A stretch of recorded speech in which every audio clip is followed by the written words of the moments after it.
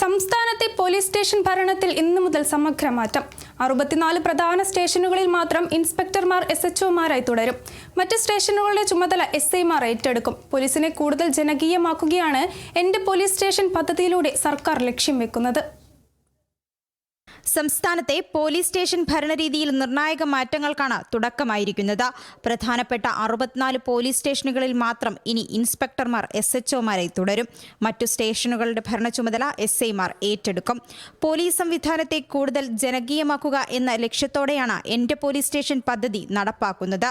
മുഖ്യമന്ത്രി VD സതീശൻ പദ്ധതിയുടെ ഉദ്ഘാടനം നിർവഹിച്ചു.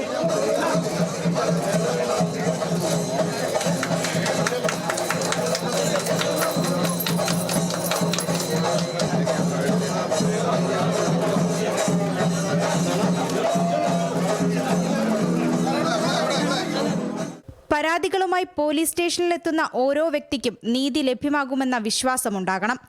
പോലീസിന്റെ സമീപനം ശക്തവും സൗഹൃദപരവുമായിരിക്കണമെന്നും മുഖ്യമന്ത്രി പറഞ്ഞു. കുറ്റകൃത്യങ്ങളുടെ സ്വഭാവം വർദ്ധിക്കുന്നതനുസരിച്ച് പോലീസ് അതിനോടുള്ള അപ്രോച്ച്, അന്വേഷണ രീതികളിലെല്ലാം മാറ്റം വരണം. അതിനുള്ള നല്ല പ്രൊഫഷണലിസമുള്ള ഒരു പോലീസാക്കി കേരളത്തെ മാറ്റാൻ, പീപ്പിൾ ഫ്രണ്ട്ലി ആയിട്ടുള്ളൊരു പോലീസാക്കി കേരളത്തിലെ മാറ്റാൻ എല്ലാം ഈ മൈ പോലീസ് സ്റ്റേഷൻ എന്നുള്ള ഈ വലിയ പദ്ധതിക്ക് കഴിയും എന്നാണ് എൻ്റെ പ്രത്യാശ. കേരള പോലീസിന്റെ ജനപ്രിയ പദ്ധതിയാണ് എന്റെ പോലീസ് സ്റ്റേഷൻ പദ്ധതിയെന്ന് ആഭ്യന്തരമന്ത്രി രമേശ് ചെന്നിത്തല. പോലീസ് സ്റ്റേഷനുകളുടെ അകത്തും പുറത്തും സമഗ്രമായ മാറ്റമാണ് ലക്ഷ്യമിടുന്നത്. പോലീസ് സ്റ്റേഷനിൽ കയറുന്നത് കുറ്റവാളികൾ മാത്രമാണെന്ന തെറ്റിദ്ധാരണ മാറണമെന്നും അദ്ദേഹം കൂട്ടിച്ചേർത്തു. ജനസൗഹൃദ പോലീസായി കേരള പോലീസിനെ മാറ്റിയെടുക്കാൻ വേണ്ടിയിട്ടാണ് മൈ പോലീസ് സ്റ്റേഷൻ എന്ന പദ്ധതി ആരംഭിക്കുന്നത്.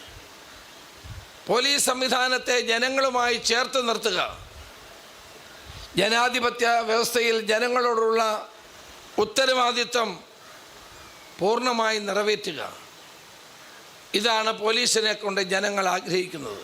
കസ്റ്റഡി മർദ്ദനവും അനധികൃത തടങ്കലും പൂർണ്ണമായി ഒഴിവാക്കുന്നതിനൊപ്പം ശാസ്ത്രീയ അന്വേഷണ രീതികൾ ശക്തിപ്പെടുത്തുകയാണ് സർക്കാരിന്റെ പ്രധാന ലക്ഷ്യം. പൊതുജനങ്ങളോട് മാന്യമായി പെരുമാറാൻ ഉയർന്ന ഉദ്യോഗസ്ഥർക്കുൾപ്പെടെ പ്രത്യേക പരിശീലനം നൽകും. 20 വർഷം പിന്നിട്ട ജനമൈത്രി സുരക്ഷാ പദ്ധതിയും കൂടുതൽ ആധുനികവൽക്കരിക്കും.